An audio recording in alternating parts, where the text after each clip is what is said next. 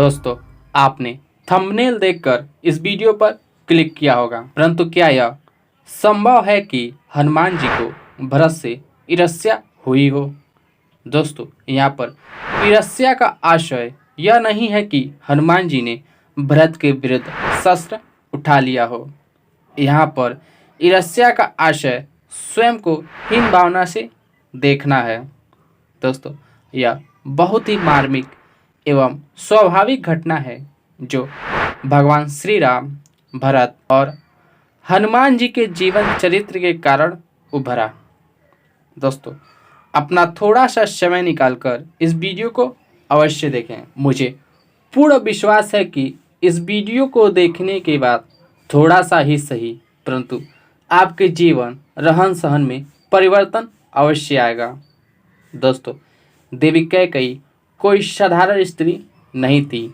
वह अपने पतिव्रत धर्म के प्रति इतनी कठोर थी कि देवासुर संग्राम के दौरान जब दशरथ जी के रथ से एक कील निकल गया जो पहिए को बाहर निकलने से रोकता है, तब कैकेयी ने उस कील वाले छिद्र में अपनी अंगुली डाल दी और अंगुली डाले ही दशरथ जी के रथ को युद्धभूमि से 2 कोस दूर ले गई। दोस्तों, पहिए के घर्षण के कारण होने वाली पीड़ा 2 कोस दूर तक झेल सके वह कोई साधारण स्त्री नहीं हो सकती। दोस्तों, उसी समय दशरथ जी ने कैकेयी को 2 वचन मांगने को कहा था, परंतु कैकेयी ने कहा जब इसकी आवश्यकता होगी तो अवश्य ही मैं मांग लूंगी। दोस्तों, जब श्री राम जी के राज्याभिषेक की बात हुई तब कैकेयी ने दोनों वचन मांगे, जिसमें एक वचन भरत का राज्याभिषेक तो दूसरा श्री राम का वनवास। पिता के वचन के लिए श्री राम महल के सारे सुख त्याग कर वन में चले गए। जब भरत अपने ननिहाल से आए और सुना कि माँ के कारण भैया राम को वनवास जाना पड़ा, तो वे अपनी माँ का ही त्याग कर दिए। यहाँ तक कि यह श्राप भी दिया कि कोई भी स्त्री अपनी पुत्री का नाम कैकेयी नहीं रखेगी। उसके बाद भरत जी गुरु वशिष्ठ, सुमंत और अन्य मंत्रीगण को वन की ओर लेकर चल दिए। दोस्तों, श्रृंगवेरपुर के राजा निषाद राज को जब यह खबर मिली कि भरत उनके पास आ रहे हैं तो वो भरत को मार डालने की युक्ति सोचने लगे। निषाद राज मानते थे कि जिनके कारण उनके मित्र राम को वनवास जाना पड़ा वह दोषी भरत ही हैं, परंतु भरत से मिलने के बाद निषाद राज को अपनी सोच पर पछतावा हुआ कि क्यों ऐसे महान आदमी पर मैंने संदेह किया। मैं तो श्री राम का मित्र होकर भी श्री राम को नहीं समझ पाया। राम तो पूरी रात भरत की ही प्रशंसा करते रहे। दोस्तों, उसके बाद निषाद राज भरत और सभी लोगों को राम के पास ले गए। भरत को देखते ही लक्ष्मण इतने क्रोधित हुए कि भरत को मार डालने के लिए अपने धनुष को सज्ज कर लिया। भरत श्री राम से क्षमा मांगते हुए कहने लगे, भैया, आपकी इस अवस्था का कारण मैं हूँ। दोस्तों, हनुमान जी संजीवनी लेकर लंका जा रहे थे तो भरत जी ने उन पर बाण चलाया, जिसके वजह से हनुमान जी मूर्छा खाकर नीचे गिर गए। उस मूर्छा में भी हनुमान जी राम नाम का जप कर रहे थे। तब भरत जी ने हनुमान जी के सिर को अपने गोद में रखकर पूछा, आप कौन हैं? आप तो श्री राम के अनन्य भक्त लगते हैं, जिस पर मैं अभागा भरत बाण चलाया। भरत शब्द सुनते ही हनुमान जी बोल पड़े, आप ही भरत हैं।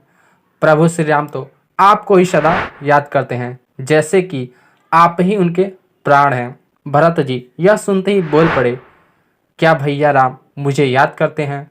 तब हनुमान जी कहते हैं, आपको प्रभु इतना याद करते हैं कि उनके अन्य भक्तों को कभी कभी आपसे ईर्ष्या होने लगती है।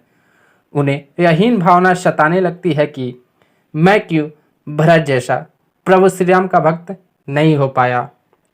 दोस्तों, अब यहाँ पर ध्यान देने योग्य बात है कि हनुमान जी श्री राम के अनन्य भक्त हैं। हनुमान जी ने अपना सब कुछ त्याग किया और सबरी के कहने पर सुग्रीव के साथ पहाड़ों पर रहने लगे, जहाँ उन्हें श्री राम से भेंट हुई। राम जी के भक्ति के लिए लक्ष्मण जी अयोध्या का सब कुछ त्याग कर उनके साथ वन चले गए। भरत जी का क्या कहना, वो तो अयोध्या में रहने के बाद भी अयोध्या के सारे सुख त्याग दिए और एक तपस्वी के भांति घास पर सोते और कुटिया में रहते। दोस्तों, इन सभी ने राम के लिए त्याग किया, जिसके कारण प्रभु श्री राम स्वयं लक्ष्मण, हनुमान और भरत का गुणगान करते हैं। और हम लोग क्या करते हैं? क्या हमने कोई ऐसा त्याग किया जिससे प्रभु श्री राम प्रसन्न हो, उनकी दृष्टि हम पर पड़े? निषाद राज और लक्ष्मण को पहले तो लगा कि भरत ही दोषी हैं, परंतु जब उन्होंने श्री राम के प्रति भरत का प्रेम देखा तो उन्हें स्वयं से घृणा होने लगी कि आखिर क्यों